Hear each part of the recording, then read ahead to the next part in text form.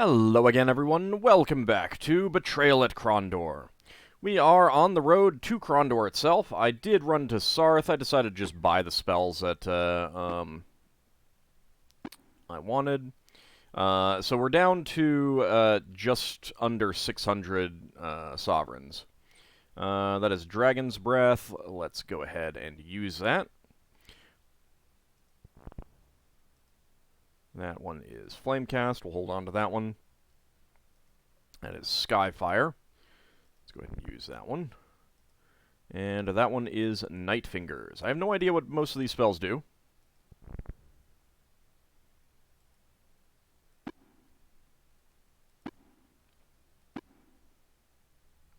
So we've got Flamecast and Skyfire there. We've got Invitation and Night Fingers here.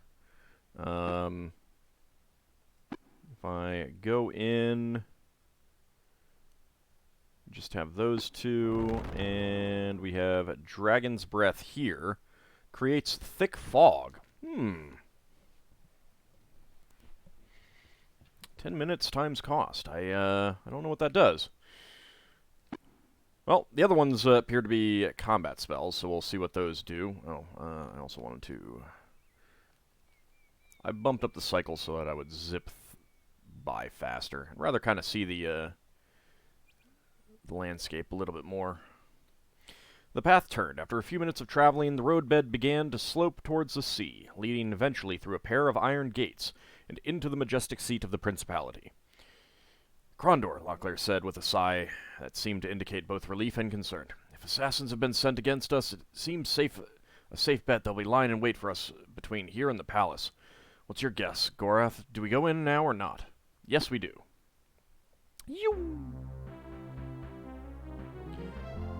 Gulls wheeled in the sky over the capital of the Western Realm, weaving daring circles about the parapets of the palace, narrowly avoiding the prince's standards which fluttered in the salty breeze. Below, the city folk of Krondor took little notice of the majestic display as they hurried about their own affairs. We could exit. 'Tis a silly place. We've got a shop. We've got the palace. We've got a shop over here. We've got an inn somewhere around here and right there. Maybe another shop. I don't know. And we've got the sewer. Well, let's visit all the shops first. Owen snorted. Market district in Krondor, he said, containing his amusement. Why don't we just take all our possessions and give them away instead? The mockers are thick as porridge in there, and the local merchants hike up the prices accordingly. We'd be better off buying outside of the city. Sign of the Eagle. We can repair. The lay of the goods store was comfortably familiar, arranged in such a common-sense fashion that it took only a few moments for Locklear to locate the items which interested him.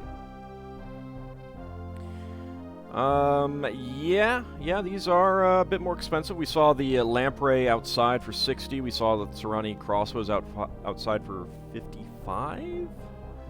Although I feel like the elven quarrels are cheaper. I don't know if that's actually a thing. Probably not. And I think that this was out there for 460. That was definitely cheaper as well. Mordel brooch. At least we can sell Mordel brooches here. Whetstone, torches, rope, aventurine. Is there anything that I want to sell? I don't think so, because I think I sold everything that I had that I wanted to sell. I'm going to hold off on getting the other staff until later. I mean, it is really expensive, but maybe next chapter we'll be able to afford it. We'll see.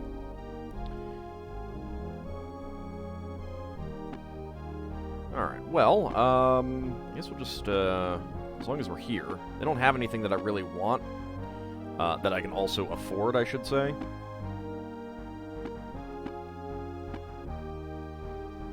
I do like that we have music playing. Just go ahead and haggle on everything real fast. Wonderful to start the episode out with haggling, but, you know, it's a new shop, new stuff for sale.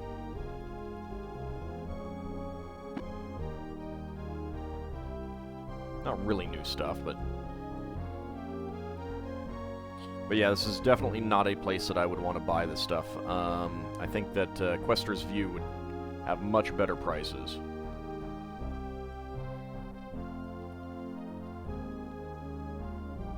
All that is unavailable now. There we go. I'm not sure if the haggle price is fixed or if that's also based on what their selling price is. 56 gold for a heavy bowstring seems really ridiculous. I mean, bowstrings should be coppers. Okay, well, you don't have anything that I want.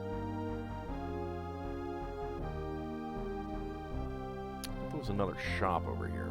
I mean, there was this, but I could have sworn it went, like, shop in shop. Oh well, let's go to this one. Yep, it's fine. Touchstone gems. While many of the things in the shop glittered gold or silver, Locklear was traveled enough to know that the items of greatest value were not on display. Instead, they would be locked away elsewhere, brought out by the owner only if he believed that his customers had honest intentions. And I'm pretty sure coin to match. Alright, so this is a place where we would want to sell the gems, I think. I think we might get better prices. Let's actually see. 20 sovereigns. 101 sovereigns. I don't know.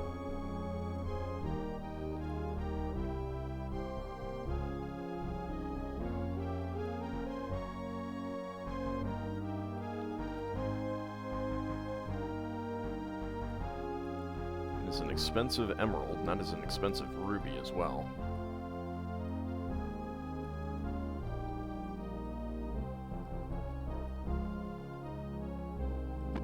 What else do you have? Virtue keys. Fairly expensive. Key of lineages. Have we looked at these? Yes, we have looked at the virtue key. Key of lineages, I don't think we've seen. Even an untrained artisan would be considered a fool if he failed to recognize the elven key of lineages. 3 interlocking triangles formed the head of this long steel key, their matrix representing the ancient Midkemian tribes of the Elidel, Moradel, and Glamridel. So I know that the Moradel are essentially the Dark Elves, that's what Gorath is. Elidel are the Light Elves, or the other ones. I don't know that we've heard about the Glamridel. I'm sure someone will be along momentarily to tell me what those are in the comments, so I appreciate it. 243. Those are very expensive. Hopefully we do not need those. I think that there are certain locks that just require certain keys.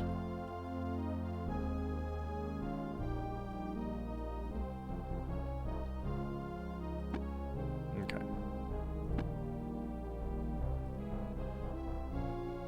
Let's go to the inn, so we can do some barding. Let's visit the barmaid.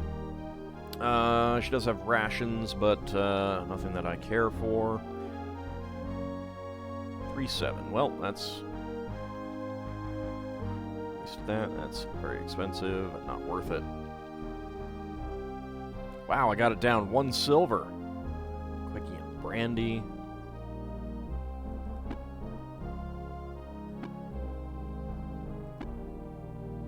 Alright, your haggling is up to 79 now. Your haggling is up to 89. That's very nice. Let's put y'all on barding. Do some barding.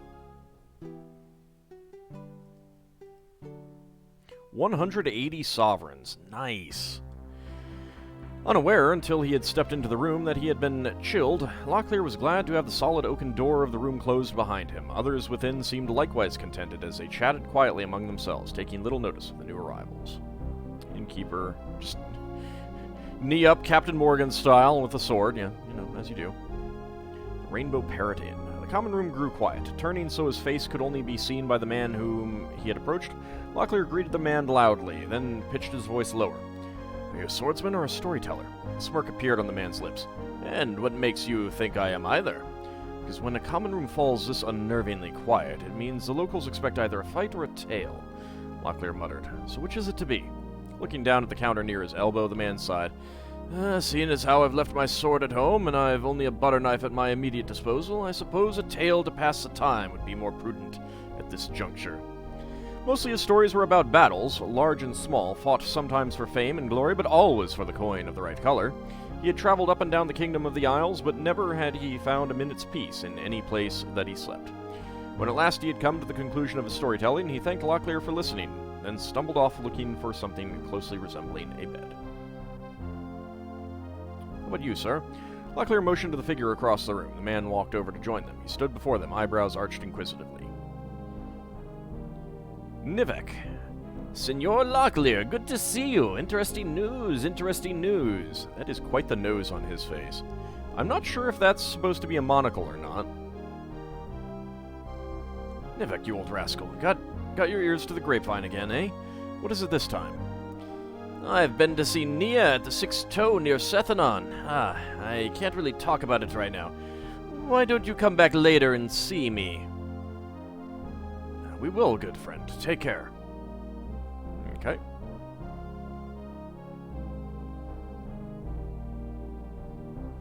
Doesn't look like there's anything else to do. Alright, innkeeper.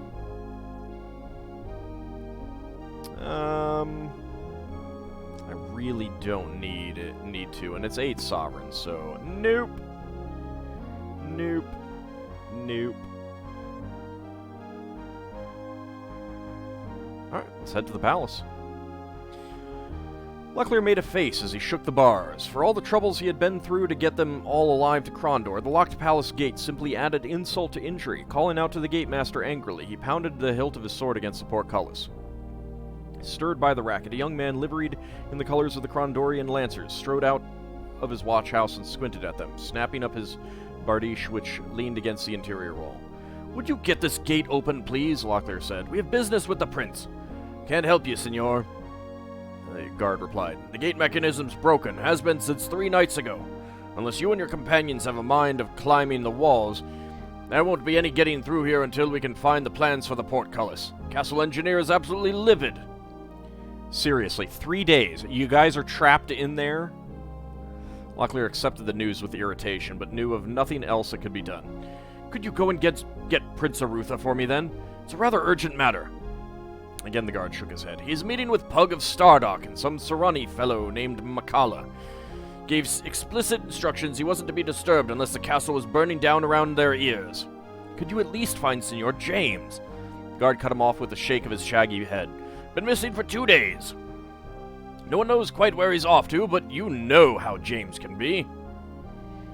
Locklear nodded. All too well. My bump of trouble tells me he's looking for whoever sabotaged the gate. Sabotaged? The guard looked puzzled, as if the thought hadn't occurred to him. Why would anyone do that? I'm not sure, but if the thought occurs to me, I can guarantee you that it has occurred to Senor James. Resheathing his sword, Locklear bid the guard farewell and motioned for his companions to follow him. I have a feeling the only way to solve both our problems is by going through the sewers that lead beneath the city, Locklear whispered, hurrying them to the northern gate. There's a secret passage that will lead us into the palace. I also suspect that we may bump into Senor James down there as well. Okay. Sewers it is. Locklear led the way down. Twice he nearly lost his footing on the treacherous climb, but at last they arrived safely on a precipice of rock just below the northern gate. Why not just go into, find a sewer grate and go down there, a manhole cover type thing? Sewer door. Too thick to allow a determined effort at entry, the door was probably set over the sewer entrance to prevent odors from offending visitors passing through the northern gate. So we can enter. But we also have a magnifying glass here. Was there something hidden in the hole? Yeah, 5 gold coins. I'll take it. Mine. Alright, in we go. I mean, it wouldn't be an RPG without an adventure through sewers, right? Locklear pulled the door open. Immediately, he was overwhelmed by the stench of the sewers and looked back at Gorath for his advice. It smells awful down here, he said. Are you sure you're ready to go in? Yep. They made their way into the reeking blackness. The party's barding ability has increased.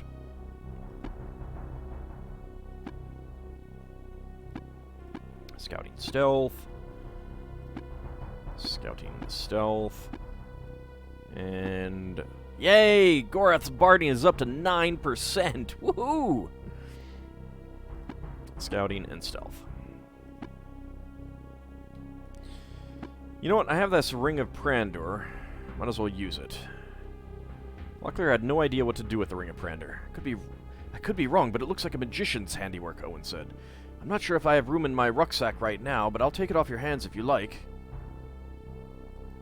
Oh, so I guess only Owen can actually use it? Yep. Good to know. Ooh, new walls. They're very green. That's the way back out. They are very green. We do have a map. Zoom out a little bit.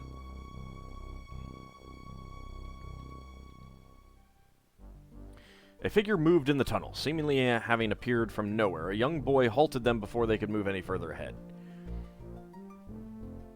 Is he wearing a hat?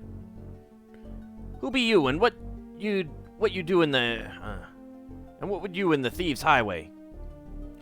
I be Senor Locklear, and I do whatever I will in the Prince's sewers. If you're half as intelligent as you seem, then I would advise you to step out of our way. Fast with the blade I am. Step any further and I'll do you, I will. The only thing you will do, my young friend, is die an unfortunate death on the point of my sword. I used to spar with Jimmy the Hand, and I'm a faster blade than he. Do you still wish to cross me? Jimmy the Hand? He's a legend, sire. Next you'll be telling me you've lain with the Empress Lakeisha of Kesh. I'd advise you to be nice-like, however, 'cause I got 5 blokes waiting a little on down to make sure nothing happens to me, see? I don't suppose you've come on behalf of Senor James, have you? Senor James? Then you don't... Well, perhaps we have. Alright then, down to tax. If he didn't send you, you'll be answering to the upright man and not me, so I wash my hands of it. Just watch your steps down here, as there's a bit of trouble going on down here. Good day. Wait, we don't know our way around down here. I look like a bloody page to you? I got affairs of me own what's I gots to do. Just answer a few questions. Right then, so long as you don't ask me anything what might get me in the hots with the Nightmaster. What you want to know? I guess all we can ask about are picklocks. You wouldn't happen to have an extra set of picklocks laying about, would you? Could be I would. That would depend on what you have to offer me, now wouldn't it? How about a royal pardon the next time you end up in the hands of the city guard? Ooh, that'd be very nice. How about the Prince's Palace while you're about it? I'd have to be cockle-headed and 3 pence short to buy in on a fib like you just told. No quicker than you're out the highway, and you'd have forgotten it in a mocker minute. You'll have to do better. How about gold? That's the language. 25 gold sovereigns. Take it or leave it. Not sure exactly how many we get, but sure. Deal. I'll hand over the money before we leave. Then you'll not mind me not handing over the picklocks until I have the money, will you? What's fair, isn't it? Did I get them?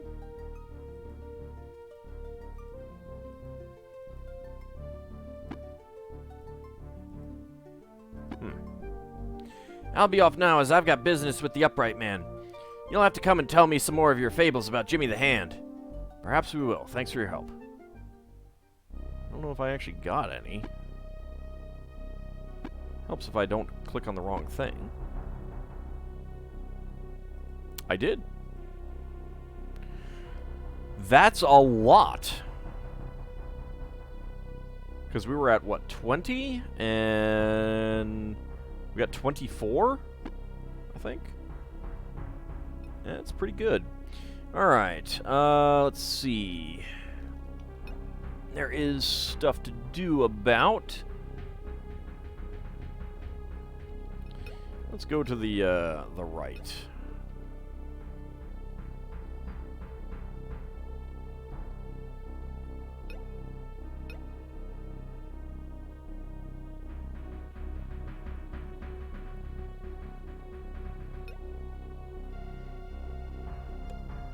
The rogue hadn't noticed them. It's anybody's guess whether he's out to kill us or just taking a stroll somewhere in the sewers. Let's go ahead and bookmark just to be on the safe side. They agreed to attack. Going over the plan as quickly as possible, Locklear laid out a simple strategy. I don't know if having the light matters, but, hi. A group shambled towards them, worshippers of Guiswa, the red-jawed hunter. The group moved in a disorderly clump, the hollows underneath their vacant eyes adorned with blood-colored whorls of pigment. Swaying a three-fingered hand, a ritual mutilation of the priestly caste, a large figure rasped, "Today, Guiswa ordains that you shall be his prey." Missed. Dang it! Boop on over there, then.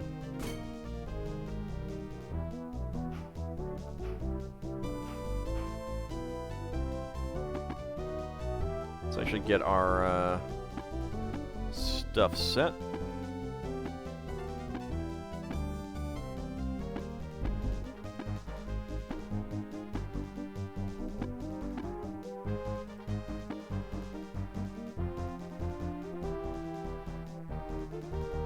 Let's just guard for now.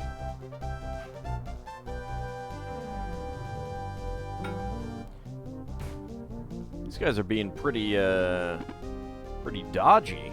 I mean, they are rogues, so I suppose it makes sense.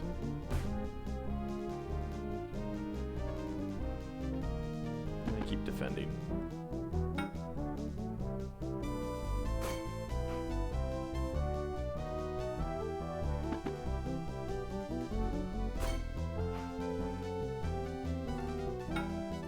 There we go. Down he goes.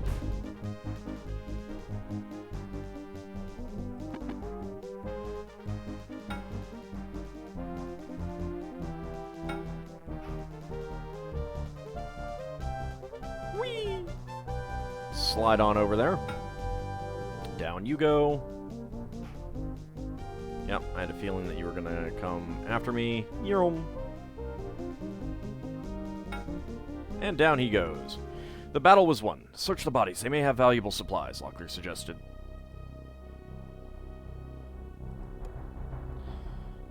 Okay, what do you got?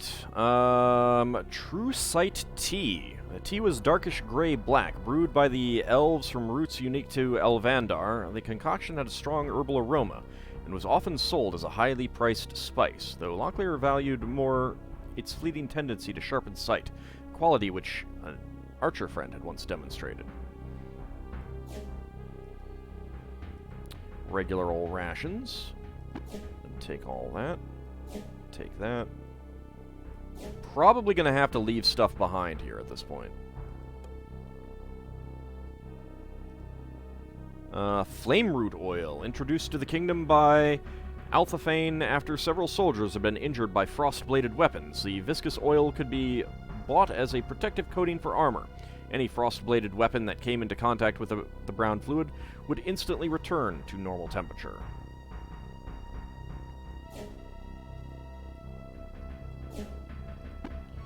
Screw that one. Just go ahead and instantly use that. No room. No room.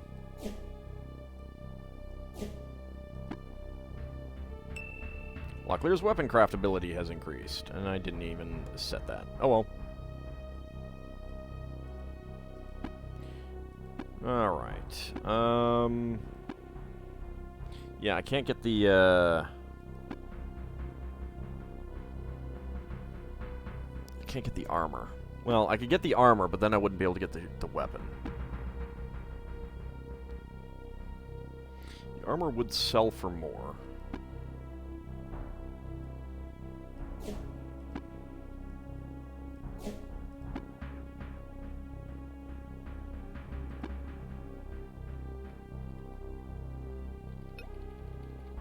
Just in case.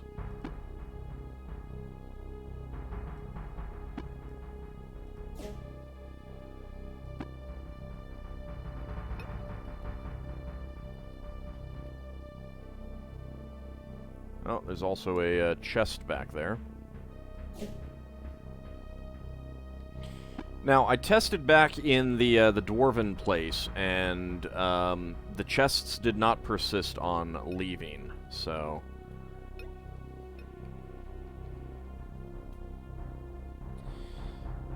Mordhell chests would, but I don't know that there are any Mordhell chests here.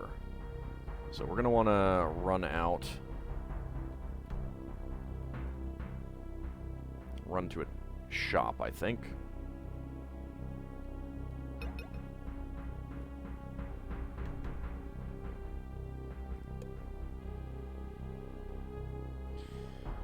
Owen looked up the narrow stairwell. It was definitely a way up, but he questioned whether it was the right way for them to be going at the moment. "What do you think, Locklear?" he asked. "Feel like climbing all that way back up?"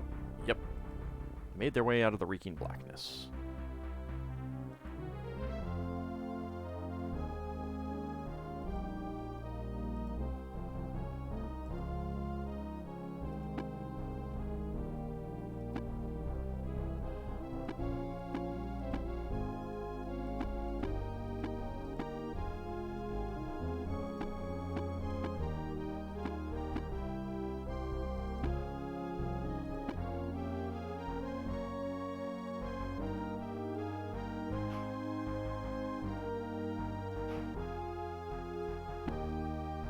Okay, 4 sovereigns, 1 royal.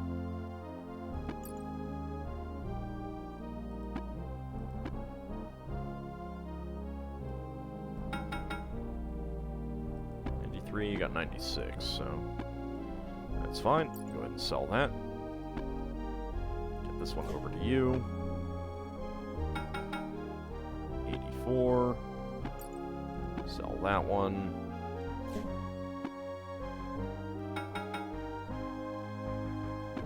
You're at 96, so yep, that's still better. Okay. So yeah, there's still a pretty limited amount of stuff that I can pick up. I mean, I guess to a certain extent I could start using some of these things. That is... defend oneself.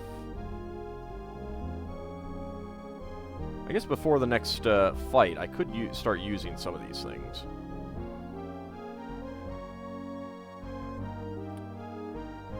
Swordplay. Alright. That's good enough. Back into the sewers we go. Let's find out if that sword is still there. Goreth's armor craft ability has increased.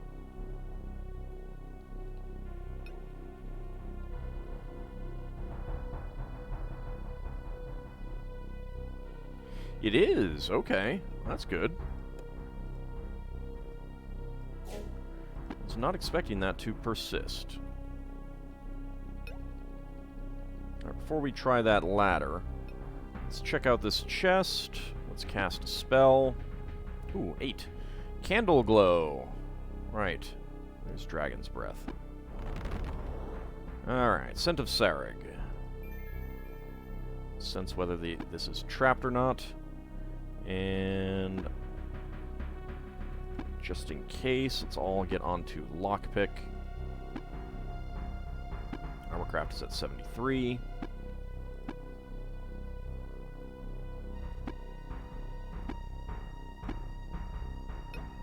And let's bookmark. Owen grabbed Locklear's shoulders. Startled by the sudden movement, Locklear halted and gazed up at his companion. "What's wrong?"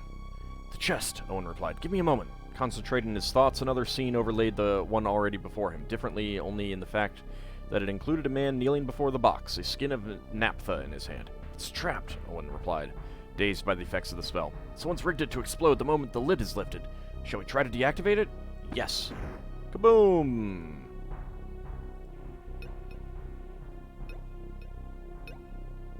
Well, what is inside of it? Skin of the dragon, and a 93 value, or 99 value, shell. However, that does put Owen near death. What happens if we try one of the spells to increase defense? I don't think that's going to do anything. No, it's not. Because I think that only works in combat. Let's restore the bookmark. I don't know if there's a specific skill that you need. Nope. Alright, I'm going to try to open this a bunch of times off camera and see if it ever works, or if I'm just going to have to, like, leave this here. I mean, Skin of the Dragon we don't need, but it'd be nice to have, I suppose.